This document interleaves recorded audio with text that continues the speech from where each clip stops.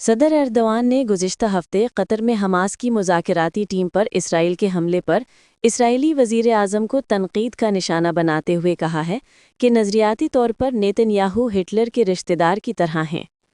Erdogan اس سے قبل Nitin Yahoo کا ہٹلر سے موازنہ کر چکے ہیں اور اسرائیلی حکومت کو قتل کا نیٹ ورک کہہ چکے ہیں۔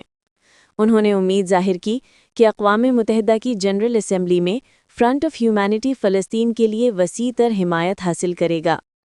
دوحہ میں عرب اسلامی کے ہنگامی سربراہی اجلاس سے واپسی پر صحافیوں سے بات کرتے ہوئے ایردوان نے فلسطینی ریاست کا مسئلہ اقوام متحدہ کی جنرل اسمبلی میں دوبارہ اٹھانے کا وعدہ کیا۔ دوحہ میں عرب اسلامی کے ہنگامی سربراہی اجلاس سے خطاب کرتے ہوئے ترک صدر نے کہا کہ اسرائیل پر معاشی دباؤ ڈالنا ہوگا، ماضی نے ثابت کیا دباؤ مؤثر ہوتا ہے۔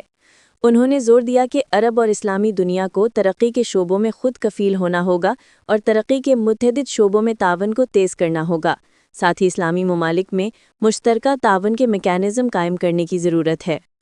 ترک صدر نے واضح کیا کہ بڑھتی ہوئی اسرائیلی جارحیت براہ راست خطے کے لیے خطرہ ہے۔